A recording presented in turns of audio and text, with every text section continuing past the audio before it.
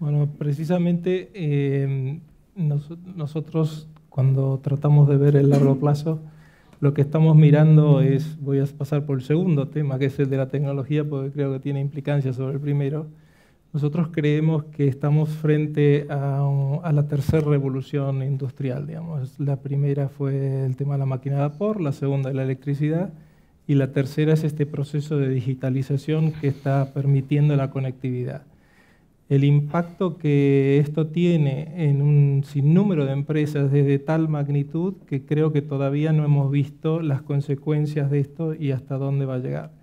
Siempre uso algunos ejemplos que todavía que son palpables y los podemos ver, pero ya tenemos autos que son conducidos sin personas, tenemos cajeros en los supermercados que son automáticos y digitales, y tenemos un sinnúmero de tareas que la digitalización permite de alguna forma reemplazar. Esta tercera revolución industrial, que es producto de la conectividad y la digitalización, cambia radicalmente nuestros procesos de gestión en todas las compañías.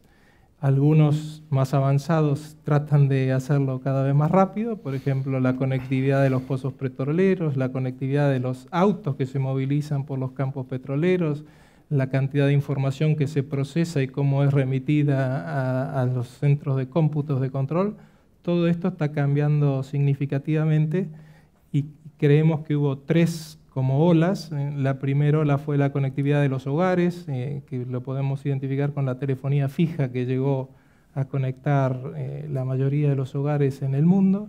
La segunda es la conectividad de las personas, que es la conectividad móvil, y esta tercera revolución permite una conectividad de los elementos o de las cosas, y estamos imaginando en el 2020 más de 50.000 millones de elementos conectados a una red de comunicaciones que permita recabar información sobre qué está sucediendo en ese momento.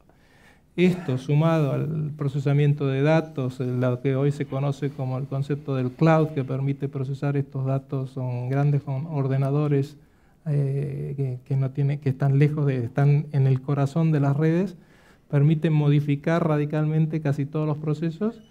Por ejemplo, otro que me gustaría comentarles es la traducción. Hoy podemos contratar a un traductor profesional, pero casi una traducción hecha por un elemento de inteligencia artificial es significativo.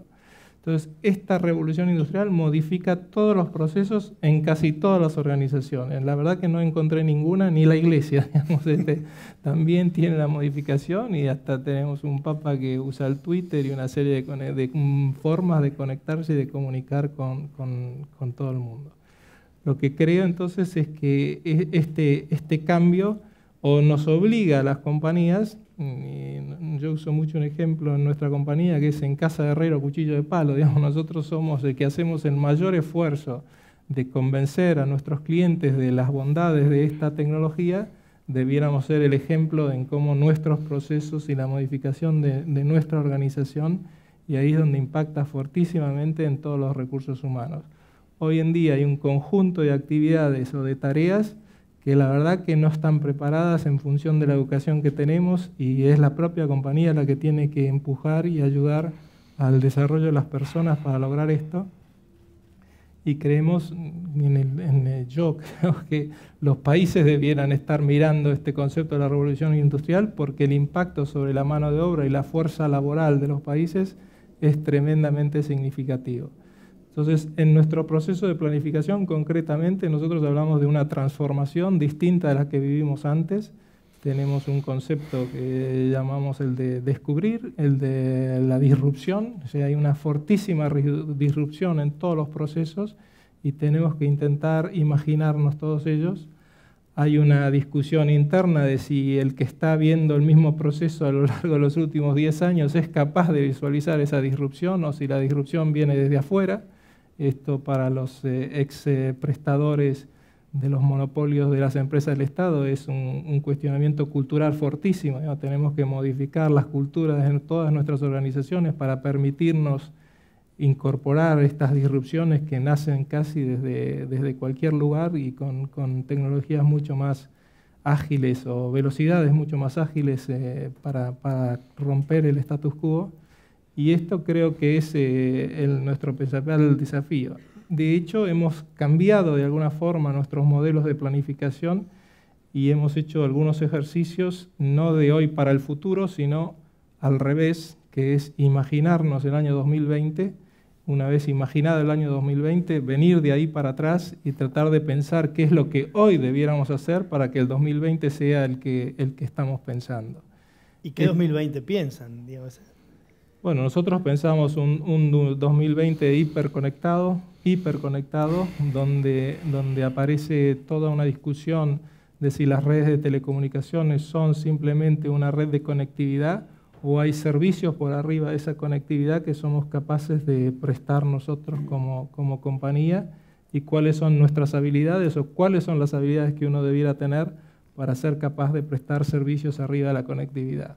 Y les pongo un ejemplo, cuando uno ve la industria de la electricidad, cuando empezó la conectividad de los hogares, las compañías discutían qué consumo de electricidad se iba a tener y en qué lo iba a utilizar la gente. En aquel momento nunca se había imaginado a nadie que existía una cosa que se llamaba microondas, no existía la cantidad de televisores que existen hoy, no existía la cantidad de implementos que uno iba a utilizar en el hogar. La realidad es que ninguna de las compañías eléctricas es capaz de comercializar este tipo de servicios. O sea, hoy simplemente se han quedado al nivel de la conectividad. Nosotros creemos que en nuestro caso ese es precisamente nuestro mayor desafío, nuestra habilidad para aprender servicios por arriba de la conectividad, y esa es la discusión. Creemos que eso va a suceder. De hecho, sucede hoy en día, ya está lleno de prestadores que dan servicios por arriba de la conectividad, como el WhatsApp, como el Netflix, como infinidad de conexiones que nosotros lo llamamos por arriba de la red, ¿no? que han desarrollado y han crecido, y creemos que estamos en el centro de ese proceso de revolución y que tenemos que ser capaces de ser un partícipe de esa provisión de servicios que modifica todos nuestros procesos laborales y modifica claramente todo el comportamiento de nuestros clientes. Yo diría que en resumen esa es la visión de largo plazo que estamos teniendo y lo que nos gustaría, digamos, participar de esa forma en este nuevo mundo que estamos viendo. ¿Cómo trabajan en lo que significa, por así decirlo, ya el término por ahí más contable, que es la amortización de la inversión que hacen hoy, pensando en por ahí el corto vencimiento que tiene? Porque vos decís, hoy instalan algo que uno no sabe exactamente hasta cuándo va a ser la tecnología que domina, digamos. ¿Cómo trabajan eso en el largo plazo? Bueno, la decisión tecnológica yo creo que es la más difícil en nuestra industria, porque si la tomás demasiado rápido o anticipado en el momento, te puedes equivocar de tecnología o podés no estar en el momento oportuno. Y si quieren les comento un ejemplo de cuando nace el mundo de Internet. La historia se repite bastante con el furor de los autos o con el furor del ferrocarril, digamos, pero cuando nace el mundo de Internet aparecen tres elementos en el mundo de Internet. Uno es el acceso, otro es el contenido y otro es el transporte. En el año 2000, para que seamos conscientes, salieron al mercado 3 cables submarinos que circunvalaban Latinoamérica. 2 quebraron.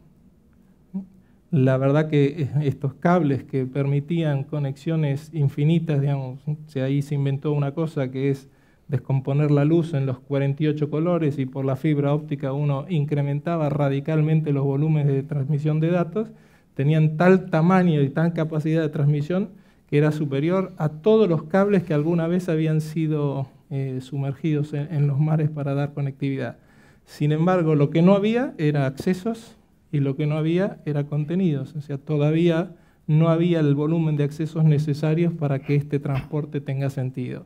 Esto se generó una vez que el transporte apareció y empezaron a bajar los precios precisamente para tener que vender, se desarrolló el acceso y se desarrollaron los contenidos.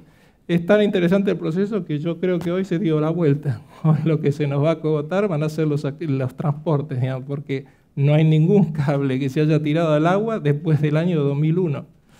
Hoy estamos casi 14 años después, donde todos estos procesos, y hoy se vuelve a discutir cómo vamos a hacer con los volúmenes de Internet y de datos que están cruzando las comunicaciones. La tecnología 4G más el acceso de banda ancha genera en Latinoamérica unos volúmenes de transmisión de datos que han venido creciendo 11 veces 11 veces cada año, digamos, los volúmenes de transmisión de datos son de un orden de magnitud diametralmente distintos a los que existían en el pasado. ¿Cómo hacemos para monitorear? Lo hacemos con mucha dificultad. Las redes se renuevan cada vez más rápido y uno hace una estimación de cuánto tiempo va a durar. Estamos hablando en estos días de la adjudicación de 4G y en el Asia ya se está hablando del 5G y el despliegue de 5G. O sea, son nuevas tecnologías que van evolucionando, cada vez los ciclos son más cortos y la necesidad de recupero de esa inversión se hace en periodos muchísimo más cortos de tiempo. Hay una estructura común que puede ser reutilizada en las distintas capas, pero bueno, hasta que aparece una disrupción que tira por la borda todo lo que tenías antes, ¿no? ¿Se discute mucho estas decisiones de inversión en tecnología? Sí, se discute mucho. Y lamentablemente a veces te atrasan decisiones que debieron haber sido tomadas antes, pero en general sí se discuten mucho, porque el volumen de inversión en esta industria es de un orden de magnitud muy importante para la compañía. Son compañías de capital intensivo que necesitan fortísimos volúmenes de inversión.